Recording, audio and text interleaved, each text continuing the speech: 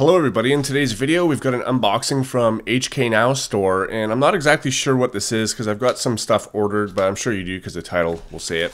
Anyways, let's just get into this and see what's in it. Alright, so it's a 3x3 Calvin's card. Alright, so this is the CX3. This is the new one that Maru has come out with using Cubics's design. So let's take a look at these pieces. Okay, so we have some like copper goldish looking. That actually looks more goldish, but obviously it's not gold. Springs.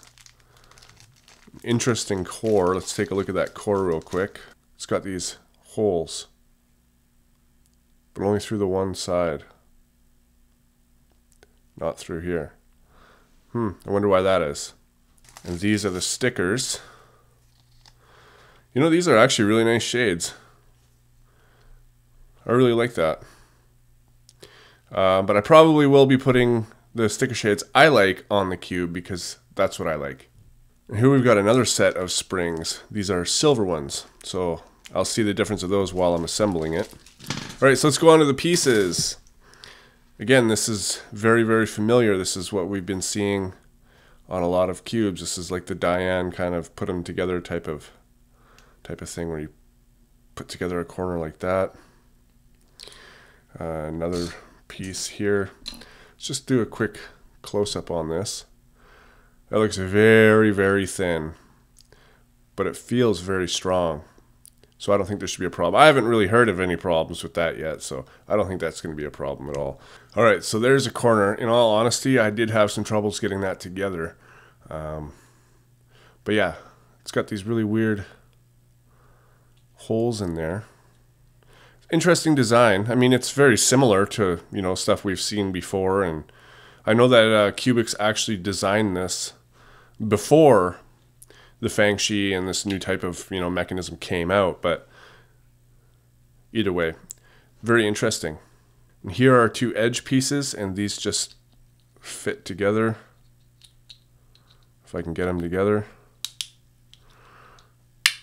Wow, difficult to get together. All right, so that's the edge pieces, and then they sit like this. So I'm feeling some snagging. These corner pieces don't really want to seem to stick together very well. So assembly, I don't know, we'll see how it is when it's together though, but can you hear that? What's happening here is the gap right here from these two pieces and the gap from these two pieces are hitting together. See how it catches on my nail? Try to squeeze this together. Maybe super glue would work. Anyways, yeah, so that's the piece. Here's the center. It kind of sits like that. And then the corner sits like that. It's kind of hard to see this. Anyways, that's how it sits together. So, whatever. I'm going to go ahead and assemble all of this and play with it for a couple days and then get back to you on it. Alright everybody, so it's been about a week and I didn't have enough time after the first couple of days to get a really good opinion on this because I was busy and I just didn't really solve with it very much. But in the last 5 or 6 days or so, I've solved it quite a bit. I've probably done about 500 solves on this thing. And you know, I have to say that this cube is not the one for me. It's a very decent cube, but it's just not my style of a cube. It's still very good, and we'll get into that. But for me, it's I don't know. It's just I'm not getting what I average. I average 16 to 17 seconds, and I'm getting like 20, 21 seconds on this. I have a hard time controlling it in some areas. You know, to me, the cube kind of feels. It kind of wants to just move around. You know, like it's sort of like a mass-produced Panshi. If you guys know the corners, you know, it just feels like it wants to move around a lot, and the tensioning of this was a little bit difficult for me as well. I mean, I have this tension as best as I can get it. As you can see, it's really tight compared to, you know, something like this. You know, this is really, really tight.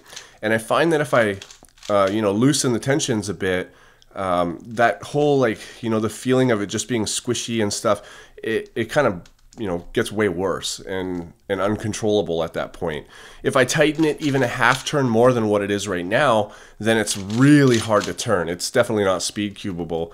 So this tension right here, now I haven't watched too many other reviews on this, but I don't know how you guys do your CX3 if you have one, but that seems to be about right for me.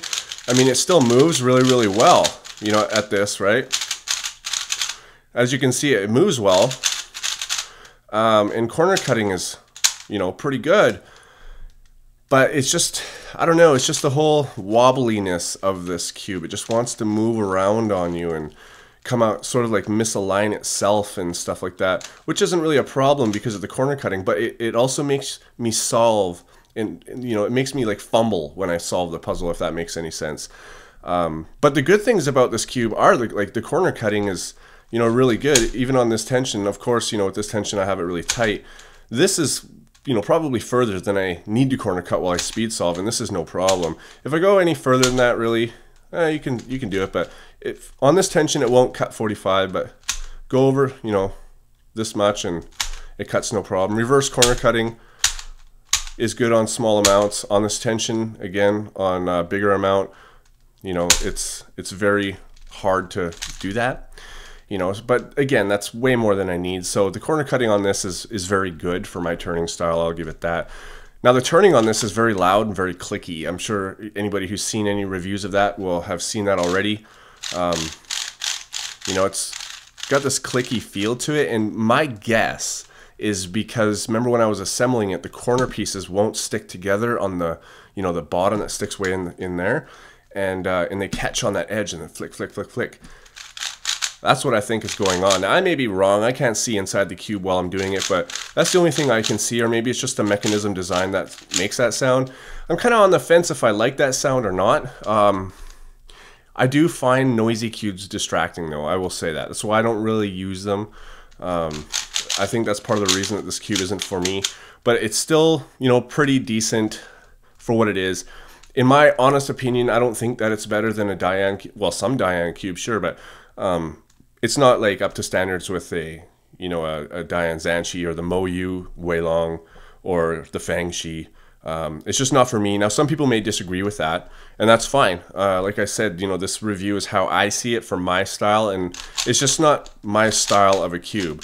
I know that Cubics uses this as his main. I think I've seen him state that. He has yet to put up a review of his own cube, maybe because he thinks people might be biased, but I think Cubics is a pretty honest guy as far as reviews go. So I think that he should, because, as the maker of this cube, I'm sure he has a lot more to say than some other people like me or, the next guy who's reviewing his product, right? So, that being said, I mean, there are some things about this cube, the sound, and, it's also bigger than your standard cube. So this is a 57 millimeter. Okay, so if I put them closer together like this, you can see that it's probably 1.5 or 2 millimeters bigger, and that's not much. It's not much, but it does make a difference. You can feel it when you pick this cube up. Definitely feel that. It's almost like relearning again, just like if you go from a 57 to a 54.6 Fangxi. I mean, you do feel the difference, and I'm more towards the size of a 54.6 or something, at least a 57. This is just too big in my hands. It's too bulky. But it is a very decent cube. I'll give it that. So I don't know how to rate this. I mean, I'm trying to kind of tell you guys how it suits my style instead of just how the cube is these days. So I think for my style, I'd probably give this a 6 out of 10.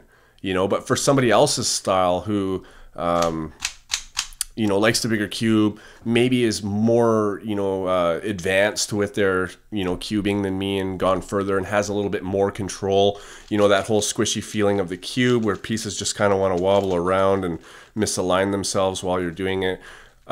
Maybe for them, it's not an issue because they're just better, so, but I do recommend this cube. I think it's very good, especially for, in my opinion, for people, you know, you've had your Rubik's brand, you got into F2L, now you need a speed cube, so you go and get a speed cube and it's half decent. You might want to move on to something like this before you go on to like a Waylong or something like that afterwards. You know, it's sort of like an intermediate speed cube, in my opinion. You know, it's very good. Anyways, guys, yeah, I don't mind it. I think it's decent. So I do plan on doing another race video. I think it's does cube brand matter? So I've got a whole bunch of brands, right? So let's do another one of those. I seem to do them in October, so I'm not sure if I'll get to it this month. But anyways, this will be included in there. And yeah, so if you want this puzzle, the link is in the description. And if you want to buy it, please use the link in the description. It helps me out. And yeah, so thanks for watching, guys, and I'll see you on my next video.